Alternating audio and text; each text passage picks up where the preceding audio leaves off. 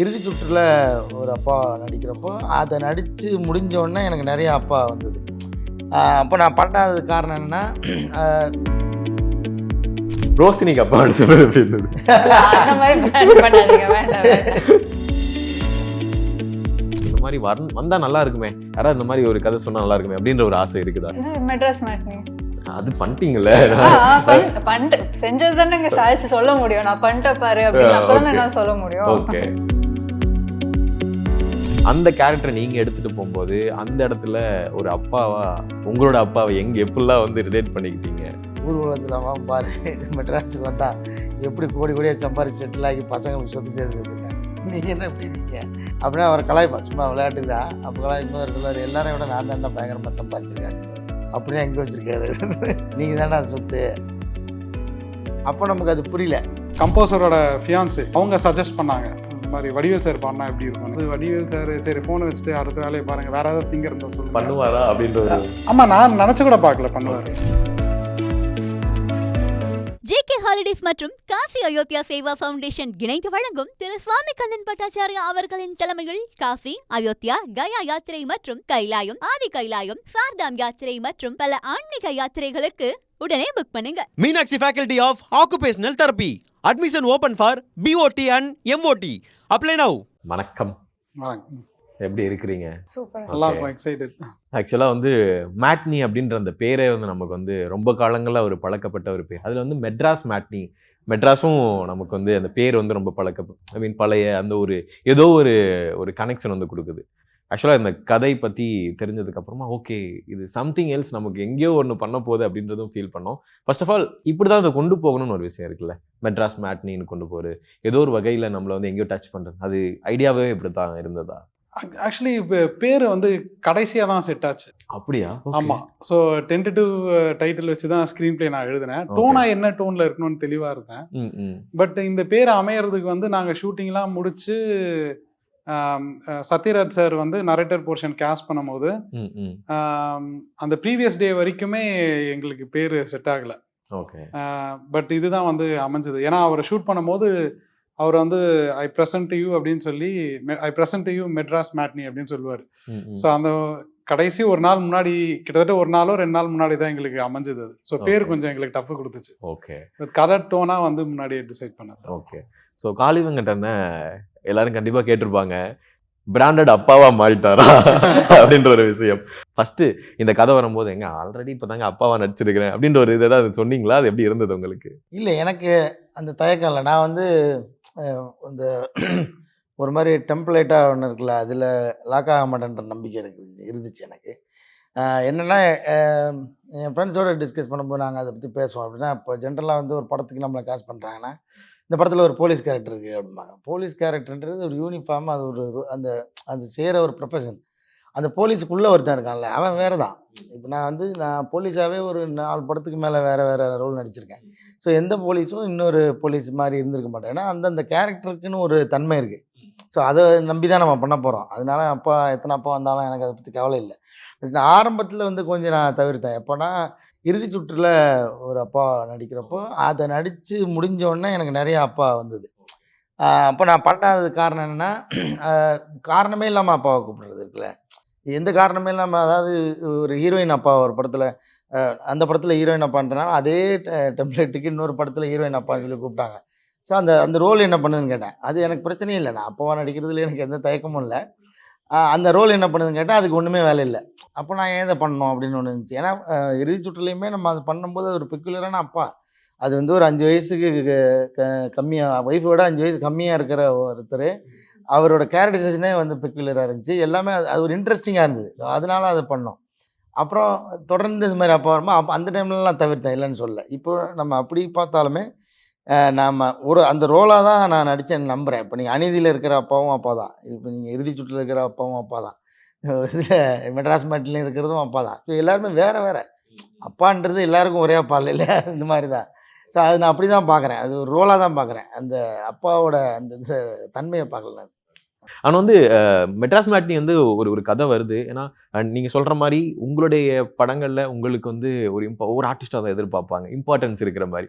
And இதுலேயும் வந்து ஒரு இம்பார்ட்டன்ஸ் இருக்கு, அங்க வந்து பார்த்தா இவரும் கொஞ்சம் அப்பாவி, ஒரு நல்ல மனுஷன், இந்த மாதிரி விஷயம் இருக்குல்ல, அது எப்படி உங்களுக்கு ஸ்டோரியா கேட்கும் போது எப்படி இருந்தது? அதான் ஸ்டோரியாக வந்து அப்படின்னு பார்த்தா இந்த கதை அவர் எழுதுறதுக்கு முன்னாடி அவருக்கு இருந்த மனநிலை சொன்னார் டைரக்டரு. என்னென்னா இது வந்து ஒரு அப்பா கதையா, இல்லை இது ஒரு பொண்ணோட கதையா, இல்லை இந்த ஒரு ஹவுஸ் ஒய்ஃபோட கதையா, இல்லை ஒரு ஸ்கூல் முடிச்சுட்டு ஒருத்தன் காலேஜுக்கு போகிறானே அவனோட கதையா, இது எந்த பெர்ஸ்பெக்டிவில் அந்த கதைன்னு ஒரு முடிவு பண்ணாமல் எழுதியிருக்காரு. கதையாக எழுதியிருக்காரு, அவ்வளோதான். அதுக்குள்ளே இந்த கதாபாத்திரங்கள்லாம் ஃபிட் ஆயிடுச்சு. ஸோ அப்படி தான் அது அனுச்சு. இப்போ வந்து என்ன மெயின் லீடாக வச்சு இந்த படம் பண்ணுறாங்கன்றதே எனக்கு முதல்ல தெரியாது. ஆக்சுவலாக அப்படி வரும்னு எனக்கு தெரியாது. அப்புறம் இது வந்து எல்லாருமே இதில் லீடு தான். இது கிட்டத்தட்ட ஒரு 4-5 மெயின் லீடு இருக்குது இதில். அப்படி தான் இருக்குது இதில். அப்போது இந்த ரோல் வந்து எனக்கு கதை சொல்லும்போது ரொம்ப நெருக்கமாக இருந்துச்சு. நான் நிறைய வேடிக்கை பார்த்த அப்பாக்கள், அப்புறம் எங்கள் அப்பா எல்லாமே வந்து ரொம்ப நெருக்கமாக இருந்தது. அதுக்கு எல்லாம் பக்கத்தில், ரொம்ப பக்கத்தில் இருந்துச்சு. அப்போ இது பண்ணுறது கொஞ்சம் ஈஸி. நம்ம பார்த்துருந்து அப்புறம் நம்ம கூடவே இருந்து நம்ம அப்பா. ஸோ இதை வந்து நம்ம ஸ்க்ரீனில் எக்ஸிக்யூட் பண்ணுறது பெரிய டஃப்பாக இருக்காது அப்படின்ற ஒரு இருந்துச்சு. அப்புறம் இது ஒரு இயல்புக்குள்ளேயும் பண்ண முடியும் அப்படின்னு ஒரு நம்பிக்கை இருந்துச்சு. ஏன்னா அவர் அந்த மாதிரி ஒரு ஸ்ட்ராங்கான ரைட்டிங் இருந்துச்சு. அதுக்கு ரொம்ப ரைட்டிங்காக ரொம்ப இப்போ இயல்பாக இருந்தது. அது நிஜமாக எப்படி இருக்குமோ அது மாதிரி இருந்துச்சு அந்த கேரக்டரிஸ்டிக் எல்லாமே. அதனால் ஈஸியாக பண்ணிடலாம் அப்படின்ற ஒரு நம்பிக்கையில் தான் பண்ணேன். ஈஸியாகவும் பண்ணல, கஷ்டமாகவும் பண்ணல. அது என்ன சொல்லிச்சோ அதை பண்ணோம், அவ்வளோதான். ஓகே. இப்போ பாருங்களேன், ரோஷினிக்கு அப்பா சொல்றது எப்படி இருந்தது? அந்த மாதிரி plan பண்ணாதீங்க, வேண்டாம் வேண்டாம். ஓகே. நான் ரோஷினிக்கு மட்டும் அப்பா இல்லை, நீங்கள் படம் அதனால தான் நீங்கள் பார்க்காதனால தெரியல. இல்ல எனக்கு நான் சொல்றது தீபிகாவோட அப்பா தான். ஆமா. தீபிகாவுக்கு ஒரு 3-4 ஸ்டேஜ் இருக்கு. அவன் வந்து பிறந்த கை குழந்தையா இருக்கு. அப்புறம் வந்து ஸ்கூலில் போகிற 3rd ஸ்டாண்டர்ட் படிக்கிற தீபிகா இருக்குது. அப்புறம் 6th ஸ்டாண்டர்ட் 8th ஸ்டாண்டர்ட் படிக்கிற தீபிகா இருக்குது. அப்புறம் வேலைக்கு போகிற தீபிகா இருக்குது. ஸோ இது எல்லாத்துக்கும் நான் தான் அப்பா.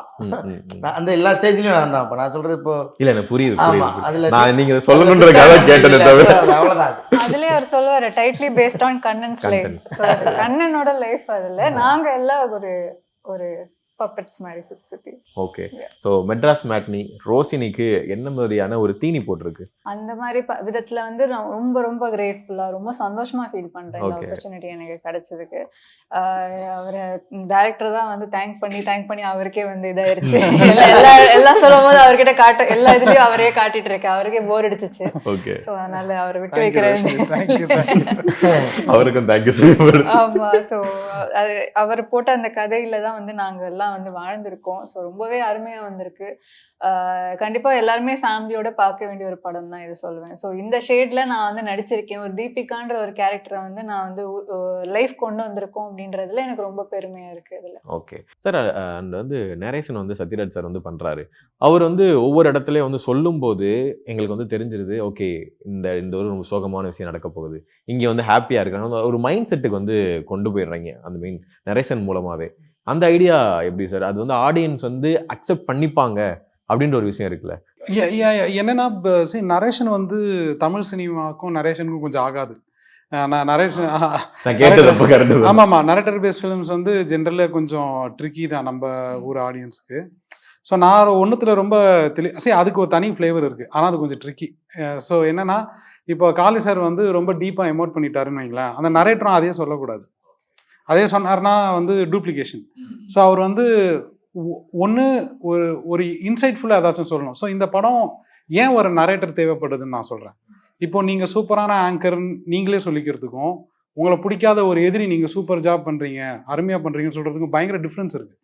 நரேட்டிவாகவே ரெண்டும் கம்ப்ளீட்லி டிஃப்ரெண்ட் பாத்வே. ஸோ இது எப்படி யோசிச்சேன்னா, ஒரு மிடில் கிளாஸ் ஃபேமிலி அவங்க வந்து ஒரு உண்மையிலே ஒரு அழகான லைஃப் வாழ்ந்தாங்கன்றது வந்து அவங்க ரியலைஸ் பண்ணுறதை விட நம்ம ரியலைஸ் பண்ணுறதுக்கு டைம் இருக்கான்னு கூட தெரியல. பட் அவங்கள துச்சமாக மதிக்கிற இன்னொருத்தர் ரியலைஸ் பண்ணுறதுல தான் வந்து எனக்கு ட்ராமா ஃபீல் ஆச்சு. ஸோ அதனால தான் எனக்கு ஃபஸ்ட்டு நரேட்டர் தேவைப்பட்டுச்சு. அண்ட் வந்து காலின் ஒரு டைலாக் வந்து பேசுகிற அந்த சின்ன குழந்தைகிட்ட வந்து அப்பா என்னை வந்து கருப்பின்னு ஸ்கூலில் வந்து கூப்பிடுறாங்க அப்படின்னு சொல்லும்போது, அப்போ நான் வந்து ஆட்டோ விட்டு ஏற்றிடவாமா அப்படின்னு சொல்கிற ஒரு விஷயம் இருக்குல்ல, அது வந்து ரொம்ப அழகியெல்லாம் வந்துச்சு. கொஞ்சம் ஏன்னா ஒரு குழந்தைகிட்ட இப்படிலாம் சொல்லலாமா அப்படின்றது இருந்துச்சு. ஏன்னா அழகியல் எங்க அழகியல் அப்படின்னா, அப்பா வந்து ஆட்டோ ஓட்டுறாருன்னா அவரால் என்ன பண்ண முடியும்? ஆமாம். ஸோ அதுதான், அதனால கேட்குறேன். எனக்கு ஒரு நேச்சுரலான அப்பாவோட நேச்சுரலான ரியாக்ஷன் அதை தோணுச்சு. நீங்கள் சொன்ன மாதிரி தான் பொண்ணை வந்து யாரோ கருப்பின்னு சொல்லிட்டா வந்து அப்பா வந்து சும்மா அந்த பொண்ணை சமாதானப்படுத்துறதுக்கு அப்பா ஆட்டோ விட்டு ஏற்றிறண்டான்னு சொல்லுவார். அதுவும் சரிப்பா அப்படின்னும். அது அங்க போய் ஸ்கூல்ல போய் பாரு இனிமேல் சொல்ல எங்க அப்பா ஆட்டோ விட்டு ஏத்திடுவாரு. இன்ஃபேக்ட் அது ரூட்டை சொல்லும், அந்த அயன் கார் கடை இருக்குல்ல அது வழியா தான் வருவான், அங்கேயே வச்சு ஏற்று அப்படின்னு சொல்லும். ஸோ ஏன் ஐ ஃபெல்ட் அது ஒரு நேச்சுரலான கான்வர்சேஷன் மாதிரி எனக்கு ஃபீல் ஆச்சு. ஓகே. அண்ட் காளி வெங்கடனை வந்து ஒரு எமோஷ்னலாக இருக்கட்டும், ஹாப்பியாக இருக்கட்டும், அந்த எக்ஸ்பிரஷன்ஸில் வந்து எங்களை பார்க்குற ஆடியன்ஸை ஃபீல் பண்ண வச்சிருவாரு. அது வந்து நீங்கள் ஸ்பாட்டில் அவர்கிட்ட ஒர்க் வாங்கும்போது என்ன மாதிரியான விஷயங்கள் நடந்துச்சு? ஸோ ஸ்பாட்டில் ஏன்னா நான் காளி சார் வந்து எப்படின்னா, நீங்கள் சொன்னீங்களா அந்த எக்ஸ்பிரஷன்னு, ஆக்சுவலி அவர் கண்ணுலேயே அந்த பாடி லாங்குவேஜ் கண்ணுலேயே அது இருக்கும். அது ரொம்ப உண்மையாக ஃபீல் ஆகும். இப்போ நான் சில டேரக்டர்ஸ் மானிட்டர் பின்னாடி ப்ரிஃபர் பண்ணுவாங்க. எனக்கு வந்து ஆக்டர்ஸ் பக்கத்தில் இருக்கிறது தான் பிடிக்கும். அங்கே உண்மையிலே எல்லாருக்கிட்டையுமே சரி, இந்த படத்தில் நடித்த எல்லாருக்கிட்டையுமே வந்து என்னென்னா அது உண்மையாக ஃபீல் ஆகும். காளி சார் எஸ்பெஷலி வந்து ரொம்ப ஓவர் டிஸ்கஷன் பண்ண மாட்டோம் நாங்கள். கரெக்ட் அந்த ஜோனாக செட் பண்ணிட்டு அதுக்கப்புறம் அவர் மேஜிக் பண்ணுவார். அது ரொம்ப இயல்பாக இருக்கும். ஒரு மாதிரி கொஞ்சம் எஃபர்ட்லெஸ்ஸாக தான் இருக்கும். நான் ரொம்ப அப்படியே இந்த சீனுக்கு நிறைய டேக் போய் அந்த மாதிரிலாம் நீங்கள் ஆற்றுல இல்லை. மேக்ஸிமம் காளி சாரோட கணக்கு வந்து நான் ஒரு கணக்கு வச்சுருக்கேன், ஒரு 3 டேக் தான் மேக்ஸிமம். ஓகே, அதுக்கப்புறம் ஓகே. காளி அண்ணன், அதாவது இந்த ஒரு சீன் வந்து இருக்கும், கம்பேரிசன் அப்பாவுக்கு இன்னொரு அப்பா பார்த்து கம்பேரிசன் பண்ணுறதுன்னு ஒரு விஷயம் இருக்குல்ல, அது இன்னமும் வந்து நிறைய இடங்கள்ல வந்து அவங்க அப்பா இது பண்ணுறாங்க இது பண்ணுறாங்க முடியும் அப்படின்ற ஒரு விஷயத்தை வந்து பார்க்குறாங்க. இந்த படத்தை பார்த்ததுக்கப்புறம் ஒரு 2K கிட்டோ 90s கிட்டோ யாருக்கும் ஒருவேளை அவன் பண்ணியிருந்தானா ஐயோ நம்ம எப்படி பண்ணிட்டோமா அப்படின்ற மாதிரி ஒரு எங்கேயோ ஒரு இடத்துல வந்து ஒரு தாக்கம் ஏற்படும் அப்படின்னு நினைக்கிறேன். அந்த கேரக்டரை நீங்கள் எடுத்துகிட்டு போகும்போது அந்த இடத்துல ஒரு அப்பாவா உங்களோட அப்பாவை எப்படிலாம் வந்து ரிலேட் பண்ணிக்கிட்டீங்க? நான் தான் இது வந்து நீங்கள் கேட்ட கொஸ்டினுக்குள்ளேயே வந்து நிறைய தடவை இல்லை, அந்த பதிலை வந்து நிறைய தடவை எங்கள் அப்பா கிட்டே நாங்கள் அந்த கேள்வி கேட்டிருக்கோம். ஓகே. எப்படின்னா ஊர் உலகத்தில் அவன் பாரு மெட்ராஸுக்கு வந்தால் எப்படி கோடி கோடியாக சம்பாரிச்சு செட்டில் ஆகி பசங்களுக்கு சொத்து சேர்த்து வச்சுருக்கேன், நீங்கள் என்ன எப்படி இருக்கீங்க, கொத்தனார் வேலை பார்த்துட்டு கடைசி வரைக்கும் நேர்மையாக கூலி மட்டும் வாங்கிட்டு இருந்தேன்னு சொல்லி இதில் என்ன பெருமை இருக்குது அப்படின்னா அவர் கலாய்ப்பான், சும்மா விளையாட்டுக்கு தான். அப்போ கலாய்க்கும் போது அவர் சொல்லுவார், எல்லாரையும் விட நான் தாண்டா பயங்கரமாக சம்பாரிச்சிருக்கேன் அப்படின்வார். அப்படியே எங்கே வச்சுருக்காரு, இங்கே தான் மறைச்சி வச்சுருக்கீங்களா அப்படின்னு, நீங்கள் தானே அது சொத்து, அதுக்கு மேலே நான் என்ன சம்பாதிக்கிறேன்றவார். ஓகே. அவர் போட்டு ஆஃப் பண்ணிடுவார். அப்போ நமக்கு அது புரியல. அப்புறமா போக நம்ம அப்பா ஆகும்போது இருக்குல்ல, அதுதான் புரியும். அப்போ தான் புரியுது, ஓ இவர் எப்படி இதை சொன்னார் அப்படின்ட்டு. அதுதான். ஸோ அப்படி பார்த்துருக்கோமா, இப்போ எங்கள் அப்பா எனக்கு அது எந்த மீனிங்கில் சொன்னாருன்னு லேட்டராக நமக்கு புரியுதா. இதே மாதிரி எல்லாருமே அப்பாவை வந்து நம்மளோட சின்ன வயசுலேயும் நம்மளோட டீனேஜ்லேயும் நம்ம புரிஞ்சுக்க முடியாது எனக்கு தெரிஞ்சு முழுசாக. நீங்கள் ஒரு அப்பா ஆகும்போது உங்கள் அப்பா முழுசாக உங்களுக்கு தெரிஞ்சிருவார். ஓகே, எனக்கு அது புரியுது. அண்ட் உங்களுக்கு ஒரு ஆசை இருக்கும்ல, ஸோ நம்ம ஒரு ஆர்டிஸ்டாக நம்ம இதெல்லாம் பண்ணணும் அப்படின்ற ஒரு விஷயங்கள் இருக்குல்ல, உங்களுக்கு இன்னும் அது எனக்கு இந்த மாதிரி வந்தால் நல்லா இருக்குமே, யாராவது இந்த மாதிரி ஒரு கதை சொன்னால் நல்லா இருக்குமே அப்படின்ற ஒரு ஆசை இருக்குதா? என்ன மாதிரியானது? மெட்ராஸ் மேட்னி அது பண்ணிட்டீங்கல்ல, செஞ்சது தானே சாதிச்சு சொல்ல முடியும். நான் பண்ணிட்ட பாரு அப்படின்னு அப்பதான் நான் சொல்ல முடியும். ஓகே, ஸோ அந்த மாதிரி நான் இங்கிட்ட சொல்லி காட்ட முடியும். ஓகே, ஸோ வந்து மெட்ராஸ் மேட்னில நான் வந்து பண்ணியிருக்கேன், வந்து பாருங்க. பார்க்கணும் பாருங்க, இல்ல பார்க்கறேன் செஞ்சிருவேன். ஓகே மேம், ஆக்சுவலாக வந்து மலையாளம் திரைப்படங்களில் மூவிஸில் நிறையா வந்து யதார்த்தமான கதைகள் இருக்குது அப்படின்னு சொல்கிறாங்க. ஐ மீன் மெட்ராஸ் மேட்னி நீங்கள் சொன்ன மாதிரி நிறைய இடங்களில் வந்து எல்லாரையும் கனெக்ட் பண்ண போகிறோம் அப்படின்றது இருக்குது. ரெண்டுக்கும் மலையாளம் சினிமாக்கும் தமிழ் சினிமாக்கும் ஏதாவது டிஃப்ரென்ஸ் நீங்கள் ஃபீல் பண்ணீங்கன்னா டீம் கூட ஒர்க் பண்ணனால?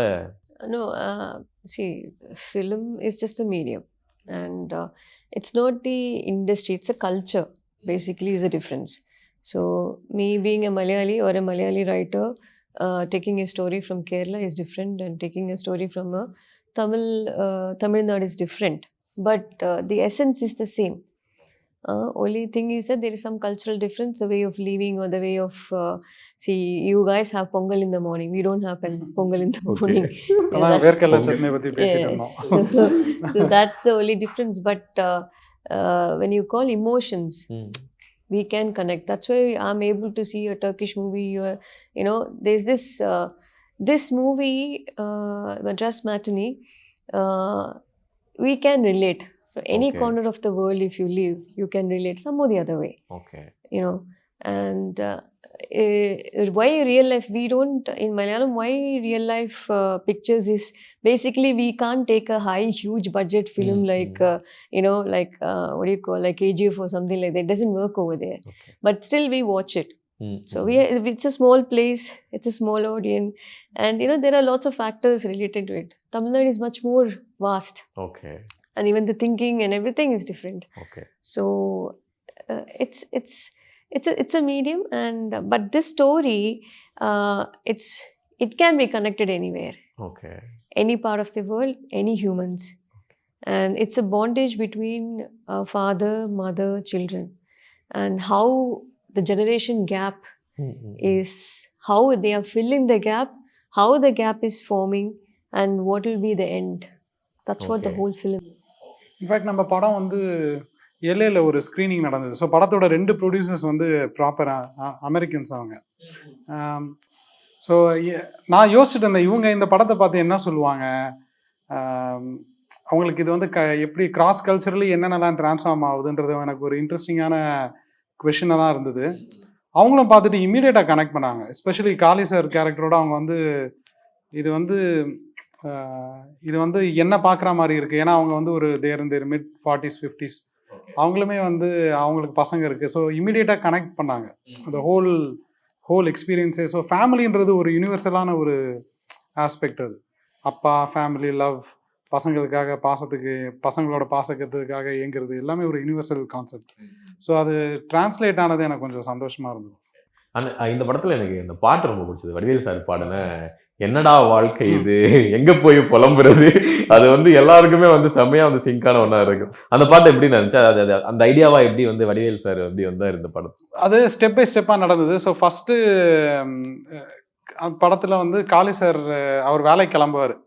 ஸோ ஆட்டோ டிரைவரில் வெளில போகும்போது அவர் நிலைமை யோசிச்சு பாருங்களேன். டஸ்ட்டு, புகை, அப்புறம் டிராஃபிக் போலீஸை டீல் பண்ணணும், கோவப்படுற கஸ்டமர்ஸை டீல் பண்ணணும். ஸோ இது இந்த ப்ரொஃபஷனில், எல்லா ப்ரொஃபஷனில் இந்த மாதிரி ஒரு கஷ்டமான நிறைய ஹேர்டில்ஸ் எல்லாருக்குமே இருக்குது. பட் நம்ம அதெல்லாம் சகிச்சுக்கிட்டு நம்ம டெய்லி தெம்போட தான் ஓடுறோம் எல்லாருமே. ஸோ எனக்கு வந்து அதை கிண்டல் பண்ணுற மாதிரி ஒரு பாட்டு தேவைப்பட்டுச்சு. அப்போ வந்து கம்போசர் கிட்ட வந்து என்னடா பொழப்புன்ற மாதிரி ஒரு மியூசிக்கான ஹாப்பியர் வெர்ஷனாக இருக்கணும்னு கேட்டேன். அதே ஃபர்ஸ்ட் ஓப்பனிங் லிரிக் ஆயிடுச்சு. அப்புறம் ஸ்னேகன் சார் தான் வரிகள் எழுதினாரு. அதுக்கப்புறம் அவர் வந்து எங்களுக்கு எக்ஸ்டெண்ட் பண்ணி கொடுத்தாரு. அப்புறம் இது யார் பாடினா கரெக்டாக இருக்குன்னும் போது கம்போசர் என்ன ஃபீல் பண்ணாருன்னா, ஹஸ்கி வாய்ஸில் யாராச்சும் இருந்தால் நல்லாயிருக்கும் அப்படின்னு ஃபீல் பண்ணார். ஸோ இந்த பாட்டே பார்த்தீங்கன்னா எம்எஸ்வி சார் போட்ட எல்லா பாட்டுக்குமான ஒரு ட்ரிபியூட் தான் அது. ஸோ அவர் குரலே இருந்த அந்த மாதிரி குரல் தான் ரெஃபரன்ஸாக பட்டுச்சு. அப்போ வந்து கம்போசரோட ஃபியான்ஸே, அவங்க பேர் பிரியா, அவங்க சஜஸ்ட் பண்ணாங்க இந்த மாதிரி வடிவேல் சார் பாடினா எப்படி இருக்கும்னு. எனக்கு ரொம்ப அன்ரியலிஸ்டிக்காக இருந்தது அந்த ஐடியா. ஃபோன் பண்ணி சொல்லும் போது வடிவேல் சார் சரி ஃபோனை வச்சுட்டு அடுத்த வேலையை பாருங்க, வேற ஏதாவது சிங்கர் இருந்தால் சொல்லுங்க பண்ணுவாரா அப்படின்ற. ஆமாம், நான் நினச்சி கூட பார்க்கல பண்ணுவார். நான் சரி வேற ஆப்ஷன் இருந்தால் சொல்லுங்க அப்படின்னு சொன்னேன். அப்புறம் எங்கள் டீமில் ப்ரொடக்ஷன் பார்க்குற மோனிகான்னு ஒருத்தவங்க இருக்காங்க. அவங்க வந்து சார் வடிவேல் சார் நம்பர் மட்டும் அனுப்புங்க. நாங்கள் கொடுத்தேன். எப்படியோ கையில் காலில் விழுந்து பாட்டை மட்டும் கேளுங்க சார், கேட்டா பிடிச்சிருந்தா பண்ணுங்கன்னு சொன்னாங்க. சரிம்மா பாட்டை அனுப்பிச்சு விடுமா அப்படின்ட்டு அவர் ஃபோனை வச்சுட்டாரு. அப்புறமா வந்து கேட்ட உடனே அவருக்கு பிடிச்சிருச்சு. அண்ட் தென் ஃப்ரம் தேர் அவர் வந்து பயங்கரமாக மெனக்கிட்டார் வடிவேல் சார் அந்த பாட்டுக்கு. ஒரு கிட்டத்தட்ட ஒரு என்டையர் 8-9 hours அவர் அந்த ஸ்டுடியோவில் ஸ்பெண்ட் பண்ணார். எஸ், எனக்கு மாமனுக்கு அப்புறமா அது வந்து எமோஷனல் சாங்காக இருந்துச்சு. பட் இது வந்து ஒரு வேளை எங்கேயாவது போகிறோம், காண்டில் போடுறோம், அந்த பாட்டை போட்டோன்னா ஓகே இதுதான்டா வாழ்க்கை அப்படின்னு ஒரு ஃபீல் வந்து கொடுக்குற மாதிரியும் இருந்தது. அது இன்னொரு ஒரு பெரிய ஒரு பாசிட்டிவாகவும் இந்த படத்துக்கு இருக்குன்னு நம்புகிறேன். So thank you so much Madras matinee. நீங்கள் சொன்ன மாதிரி எல்லாருடைய வாழ்க்கையிலையும் போய் கரெக்டாக சோல்ஃபுல்லாக கனெக்ட் ஆகும் அப்படின்றது பை த ஹார்ட் வந்து கேட்டுக்கிறேன். தேங்க்யூ. நன்றி. JK ஹாலிடேஸ் மற்றும் காஃபி அயோத்தியா சேவா ஃபவுண்டேஷன் இணைந்து வழங்கும் திரு சுவாமி கண்ணன் பட்டாச்சாரியா அவர்களின் தலைமையில் காஃபி, அயோத்தியா, கயா யாத்திரை மற்றும் கைலாயம், ஆதி கைலாயம், சார்தாம் யாத்திரை மற்றும் பல ஆன்மீக யாத்திரைகளுக்கு உடனே புக் பண்ணுங்க. Meenakshi faculty of occupational therapy. Admission open for BOT and MOT. Apply now.